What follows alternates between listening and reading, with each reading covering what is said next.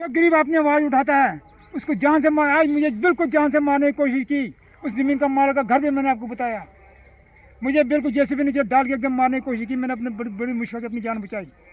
मेरी फाइल खोल कर जिसमें मेरे डॉक्यूमेंट्स हैं कोर्ट के, जिसमें स्टे ऑर्डर के ऑर्डर हैं, डीसी साहब के ऑर्डर हैं, सारे ऑर्डर हैं, वो फाइल छीन के मुझे ले जा रहे थे। मैंने बड़ी मुश्किल वो फाइल बचा के मैं भागा से।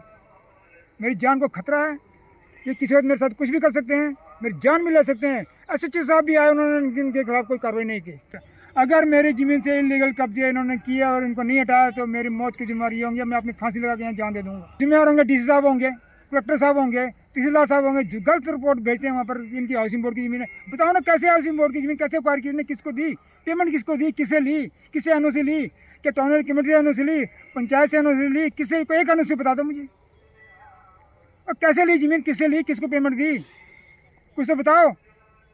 मेरे यहाँ पर से 62 कनाल का पोजीशन है, 48 कनाल माल की है, 14 कनाल जैसे इन्होंने बाकी लोगों से बेची वैसे मैंने भी खरीदी यहाँ पर, जिसके एग्रीमेंट मेरे पास है, पावर अटॉर्नी मेरे पास है उनकी ज़मीनें। इन लोगों ने हाई कोर्ट में अपील कर दिया है। बाकी ज़मीनें जहाँ पर काम कर रहे हैं इन्होंने हाई कोर्ट में अपील करी है, इनकी भी सुनाई कीजिए। ये गरीब लोग हैं, बहुत गरीब लोग हैं, इनकी ज़मीनों पर नाजायज़ कब्जे करके ये हाउसिंग कॉलोनी बना रहे हैं।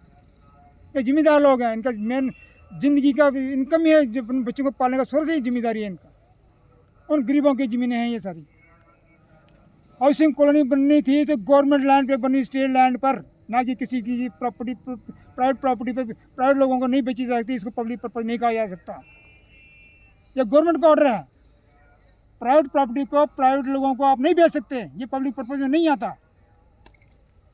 यहाँ पर मकान बनाए बड़ी पावरों ने, engineers, additional commissioner, deputy commissioner, जज साहब, सेशन जज साहब, फैक्ट्रियों के मालक, इंडस्ट्री के मालक, करोड़पति लोग जिनके ऑलरेडी इनके पास करोड़ों की प्रॉपर्टी है।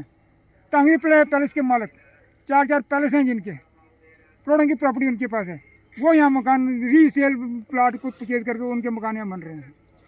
किसी गरीब ने, किसी आम आदमी ने यहाँ पर, जिनको जरूरतमंद आदमी को किसी को प्लाट यहाँ पर नहीं ना मिलता है, ना ये लोग देते हैं। जैसे अपने एजेंटों के थ्रू प्लाट अलॉट किए जाते हैं, बाकी रीसेल होते हैं। इस बात की इंक्वायरी की जाए, जिन लोगों को प्लाट अलॉट किए क्या उन्होंने यहाँ मकान बनाए।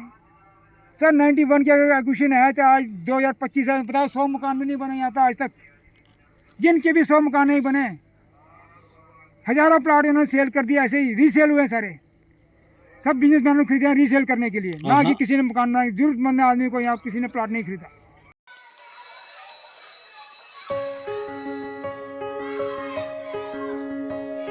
Schools play a critical role in molding a child into a responsible and progressive global citizen.